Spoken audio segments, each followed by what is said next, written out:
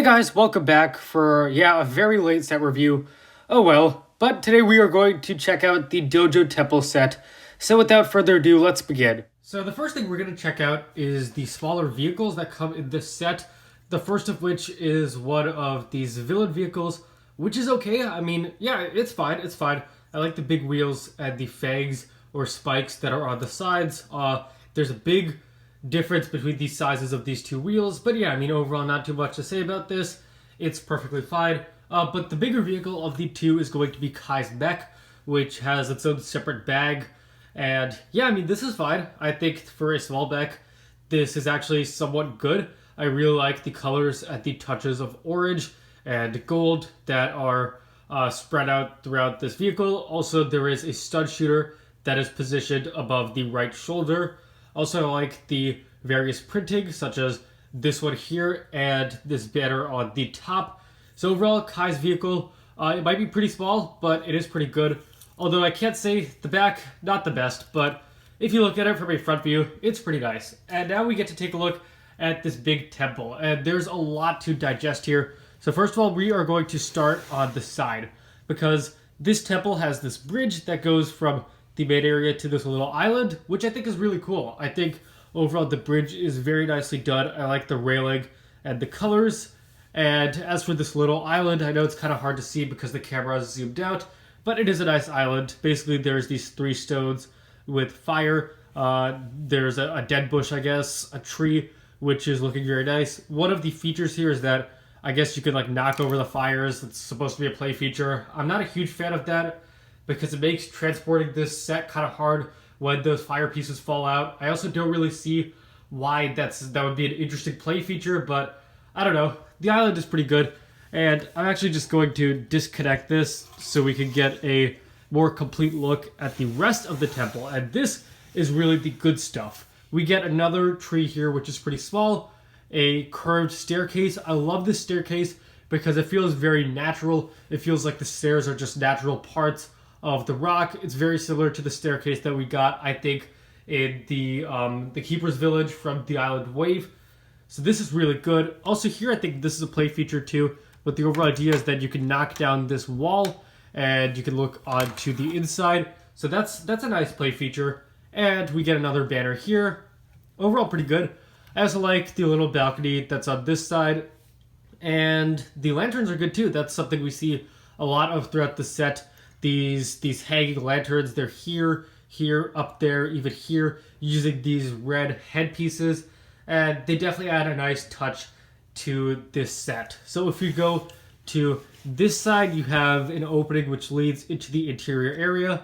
I like the roof, which is clearly just a smaller scale version of the roof up here, and that's pretty good actually. And yeah, so if you move on up here, the doors are nice. They're very big red doors. I like the use of shurikens as handles, and you can just open up these doors to see the interior. There are two of these glass containers as well, and lights, I guess. It's kind of hard to see, but this is kind of like a security camera, which is interesting. It's not the most, it doesn't feel like it's the most fitting for a kind of more traditional set, but I think it's a nice modern touch.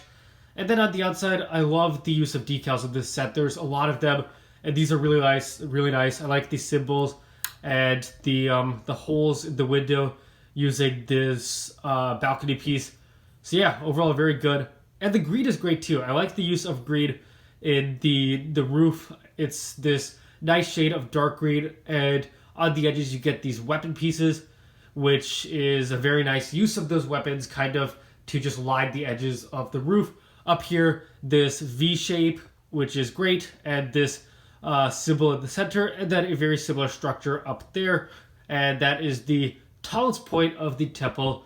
So yeah, let's spin around and take a look at the back, because there is an interior for the set, and there's a lot of different stuff going on in the inside that we should take a look at. So if you look here, weapons rack, nothing too out of the ordinary. Over here, a table with a teapot and cup and some sort of root. Going up here, more weapons. One over here, a sword facing down there, and some sort of shrine with a decal of Wu. Down here, there's also stuff too. If we open up this, I'm not quite sure what this is supposed to be, but it kind of looks like Maybe it could be some sort of command center with these decals here showing the mech, and I think pixel down there too. Again, it's kind of hard to see. If you look at here, this is a rack for the ninja hoods. We can take this out if we wanted to. In here is, I think, a kitchen. There's some sort of a bucket and not too much there. That was the wall that we knocked out earlier. Going up here, another weapons rack. There was a lot of those in this set. And here there's some sort of box that you could take off. I think underneath, I forgot what was in there. And same deal here. You can take this off. There's something inside of there. But overall, this is a very nice temple. I really like the traditional feel. It feels like a very grand temple. It's different in style compared to the monastery and some other stuff, but it's probably most reminiscent of the Season 3 Temple of Fortitude, but just better. It feels definitely more polished. So overall, big fan of this design. So let's start with this new Wu suit. I think it's familiar yet refreshing at the same time. A lot of these same colors here, such as white at the bottom, but what's different here is that this torso is kind of like this nice shade of beige or light brown. I really like it, and it's kind of like this additional robe. Lining the sides of this robe are these dark gold lines, which I think are really good. You see them running vertically here, and then they kind of split off into this Y or V shape at the top, much of which is covered by Wu's beard. That's the unfortunate part about these minifigures. The good stuff going on the torso is usually covered up by his beard. But if we go to the back, a lot of these Wu minifigures have some sort of symbol on the back. This one is no different. There's a circle here which shows these 6 symbols, which I think represent the 6 ninja. Not completely sure, but I think they do. Yeah, that is this Wu minifigure. Overall, it is really good. And next up, let's take a look at Cole. So Cole for this new wave. And yeah, here he is. So yeah, the core suits are interesting. They're kind of unique. They're more simplistic compared to past suits. In the island suits, we had very complex, detailed suits, but here they're really just going for those basic colors, and I think that's a nice idea. But as for the specific suit, I think it's alright. It's not my favorite of the core suits. I do love the use of orange. That's something which I really like to see on these Cole suits. I think orange generally goes nicely with his other colors, and you even see that one of his arms is orange. Of course, his headband is as well. And then you got these orange rocks which go on the left side of his torso, as well as this belt and whatever's underneath his suit. I think though there's kind of like a lot of blank space here on this side of his torso. There's not too much really. I do like that his legs are brown though. I think that is a pretty cool touch. And if we go around to the back, you can't really see anything because they also bring back these Season 11 shoulder pads. So yeah, this suit is just okay. Next up though, we're going to take a look at Kai. Yeah, this suit is also not my favorite, I have to say. There's a lot of red here. I think that is, maybe a bit too much red.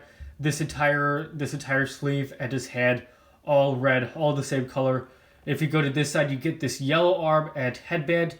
But I think, I think there's a bit too much red here. I think there's a bit too much blank space on this side of the torso. And it might have been nicer if they'd used a different color or thrown in some additional details. These fire designs also are not my favorite either. I like the simplistic look they were going for, but I'm not sure if they look the best on this suit. Yeah, we continue the trend of these legs being a different color, and here you get kind of this earth orange color, which I think is really good.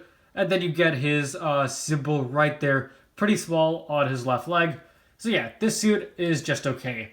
Next up, though, we're going to take a look at the Lloyd suit. I am a fan of this suit, continuing the trend of these Lloyd suits being really good as they have been in recent years. We get, kind of as the secondary color, this light green, which is used on his headband and his sleeve and blade. I really love this use of light green. I think it's great. And this side of the torso is really nice, too. You get kind of like these scale designs which run down the side of the torso. On this side, there are some darker rectangles, and this arm is darker as well. The legs are very detailed too, and I'm now seeing that you get their symbols on their left leg, presumably for all of them. It is pretty nice, and the legs are kind of like this greenish brown color. Yeah, overall, I have to say this is a very nice suit, And last but not least, for the ninja, we get Nia. So yes, Nia is in this wave, despite her not being in the show at the moment. But this is a pretty good suit. I really love this side of her torso. This is definitely the best part of the suit. I love the wave designs, or I don't even know if these are wave designs, but kind of like circles, and they're really good. And honestly, though, they kind of look like Wi-Fi bars, which sounds like a really dumb description, but that's the best I could come up with. So yeah, we get a lot of gray in the suit, but I don't think it's, I'm not necessarily a fan of the gray color in a lot of her suits, but here I think it's not the worst because there is definitely a lot of blue here, and down here for the legs, kind of like this gray, just a hint of blue almost on these legs. But yeah, I do like this torso. We do have her helmet, or hood rather, but this also comes with their hairpiece. So yeah, that is Nia. Pretty good minifigure. And then this set also brings back Pixel. So yeah, Pixel is finally back. This is her first appearance in a set, I think, since 2018. And I think this is a pretty similar suit, but I don't think it's the same. Definitely some of those colors look more vibrant on this suit, and that I really like.